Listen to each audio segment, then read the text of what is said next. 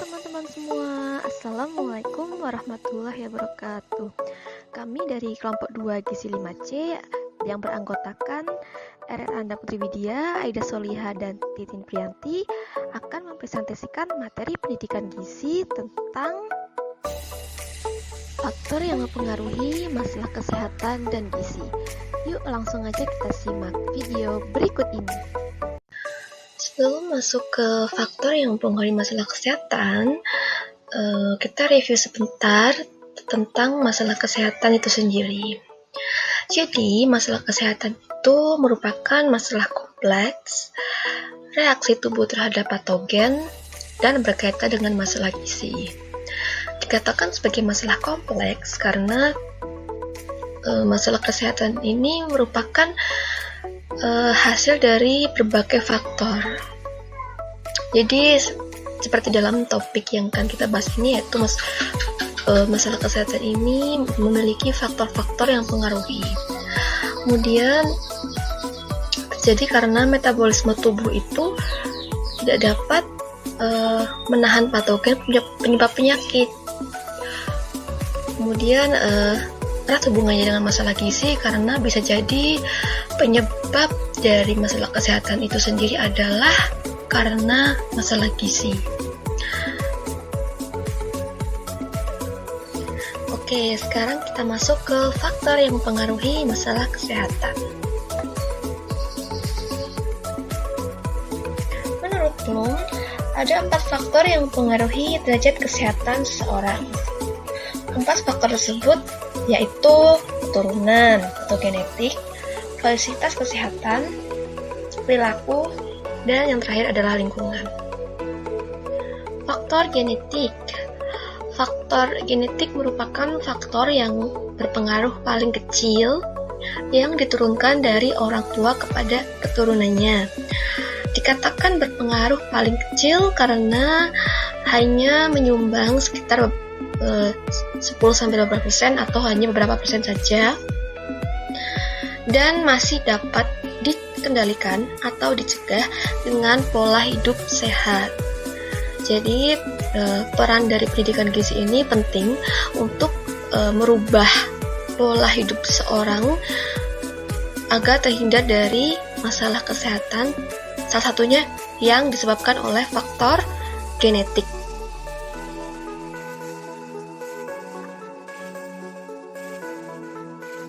Faktor selanjutnya yaitu fasilitas kesehatan.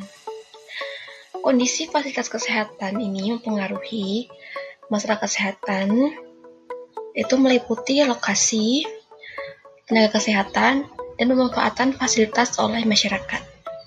Lokasi berpengaruh karena semakin daerah itu terjangkau, maka semakin lengkap fasilitas kesehatan. Jadi karena kemudahan dalam menjangkau lokasi, jadi semakin mudah untuk melengkapi fasilitas kesehatan dibandingkan dengan daerah terpencil. Sedangkan tenaga kesehatan itu lebih kepada tersedianya tenaga kesehatan yang memadai. Misalnya di daerah terpencil itu kekurangan tenaga ahli gizi. Kemudian pemanfaatan fasilitas oleh masyarakat.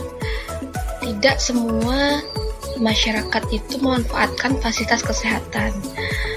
Contohnya, masyarakat itu lebih percaya kepada mitos sehingga tidak berobat ke dokter, justru malah ke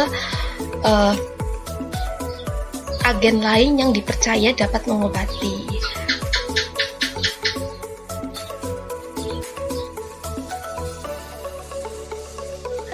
Selanjutnya yaitu faktor perilaku.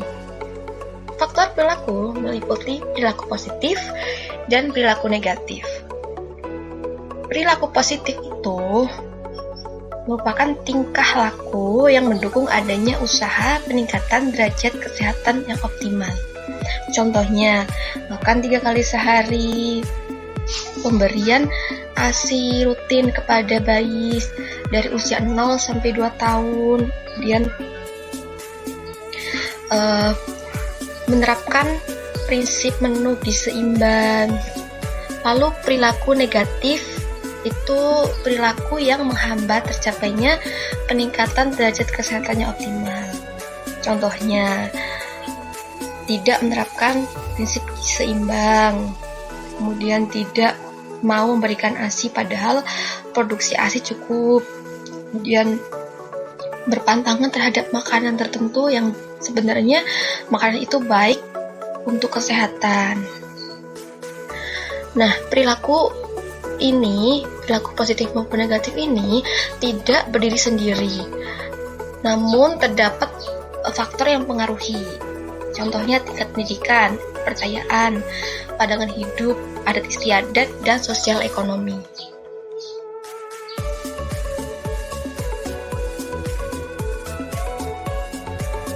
Faktor yang terakhir adalah lingkungan. Faktor lingkungan merupakan faktor yang berpengaruh paling besar terhadap kesehatan. Mengapa? Karena kita tahu bahwa lingkungan merupakan segala sesuatu yang ada di sekitar kita dan berhubungan dengan kehidupan kita sebagai manusia, baik dari lingkungan fisik, biologi, ekonomi, sosial budaya. Jadi, manusia pasti berinteraksi dengan lingkungan. Dan jika lingkungan tersebut terganggu, maka kita, manusia yang ada di dalamnya, juga pasti ikut terganggu. Contohnya, terdapat gangguan terhadap lingkungan fisik, yaitu pencemaran air, tanah, polusi udara. Maka kita yang ada di dalamnya juga akan ikut terganggu, dan itu akan berdampak pada kesehatan kita sebagai manusia. Contoh lain yaitu dari lingkungan biologi, yaitu ketika sumber daya yang ada di sekitar kita itu tidak mencukupi, dan dari segi ekonomi juga kita tidak dapat mencukupi kebutuhan sehari-hari. Kita tidak mampu untuk membeli makanan untuk kehidupan kita, sehingga hal itu akan berdampak pada kesehatan kita dan kita bisa mengalami masalah kesehatan.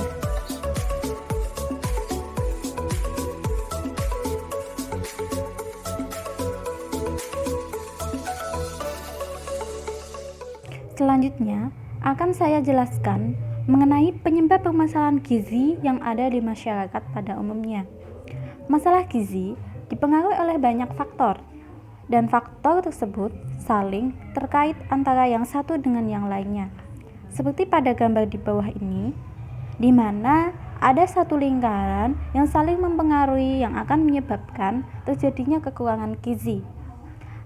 Nah, apabila seseorang itu terjadi kurang gizi, maka dia juga akan menurunkan kemampuan kinerjanya, sehingga pada saat praktik kerjanya pun produksi pangan menjadi rendah. Dan apabila produksi pangan rendah, akan menyebabkan kondisi kehidupan yang miskin, sehingga pendapatan pun rendah dan konsumsi pangan pun rendah juga. Akhirnya terjadilah kekurangan gizi lagi. Begitu. Seterusnya, jika misal di bidang pertanian, apabila pegawai atau petani sendiri yang sedang bertani itu kekurangan gizi, nah pada praktiknya di pertanian itu akan tidak baik, sehingga produksi pangan pun juga ikut rendah, menyebabkan pendapatan rendah dan juga konsumsi pangan rendah. Nah, pada gambar di bawah ini akan dijelaskan penyebab masalah gizi secara umum, di mana masalah gizi ini akan saling berpengaruh oleh banyak faktor, dan faktor tersebut saling terkait antara yang satu dengan yang lainnya. Pada gambar di bawah ini dijelaskan faktor yang berhubungan dengan status gizi. Pertama, penyebab langsung dari status gizi adalah asupan gizi dan penyakit infeksi. Nah, kedua, penyebab tidak langsung yaitu ketersediaan pangan, tingkat rumah tangga, perilaku atau pola asuh ibu terhadap anak, dan pelayanan kesehatan serta lingkungan. Sedangkan yang ketiga itu adalah masalah utamanya terjadi karena kemiskinan, pendidikan rendah, ketersediaan pangan yang kurang, dan kesempatan kerja yang kurang. Keempat, masalah dasar yaitu krisis politik dan ekonomi. Oke, selanjutnya saya akan menjelaskan masalah gizi dalam siklus kehidupan. Dilihat pada gambar di bawah ini, perjalanan masalah gizi dapat dilihat dari sudut pandang setiap siklus kehidupan, yaitu di mana dimulai dari ibu hamil, bayi yang dilahirkan, balita, remaja atau usia sekolah, orang dewasa, dan usia lanjut. Gizi kurang dapat terjadi di semua siklus kehidupan dengan berbagai risiko yang ditimbulkan. Contohnya, pada wanita usia subur atau pada ibu hamil, di mana apabila ibu hamil kondisinya kekurangan energi kronis atau KEK, maka kenaikan berat badannya akan rendah sehingga akan melahirkan bayi berat badan lahir rendah atau BBLR. Nah, bayi BBLR ini apabila asupan gizinya tidak tercukupi, pola asuhnya tidak baik, dan juga MPASI-nya tidak baik, maka akan menjadi anak balita yang kurang energi protein atau KEP. Nah, pada anak balita yang menderita KEP ini, apabila terjadi dalam waktu yang relatif lama dan tidak segera ditangani, tidak cukup mendapatkan asupan gizi, akan menjadi anak usia sekolah dan kelak pada masa remajanya akan mengalami gangguan pertumbuhan. Dan apabila remaja dan anak usia sekolah dibiarkan, akan mengalami gangguan pertumbuhan. Pada saat menjadi wanita usia subur kelak nantinya akan mengalami gangguan kekurangan energi kronik, dan akhirnya pada usia lanjut akan mengalami kurang gizi. Masalah gizi dalam siklus kehidupan ini akan saling erat kaitannya antara siklus satu dengan siklus lainnya dan saling berhubungan. Model pendekatan untuk mempelajari pengaruh faktor sosial dan budaya terhadap kebiasaan makan. Fungsi sosial makanan menurut Hertog dan Van Straggeren. Yang pertama, berfungsi dalam perut atau fungsi biologis. 2. Mempunyai arti identitas budaya. 3. Mempunyai fungsi religi dan magis. 4. Mempunyai fungsi dalam bidang komunikasi. 5. Sebagai pernyataan status dan kesejahteraan. 6. Mempunyai arti dalam hal mempengaruhi dan kekuasaan. Model pendekatan untuk mempelajari pengaruh faktor sosial budaya terhadap kebiasaan makan menurut Djoko Susanto dan kawan.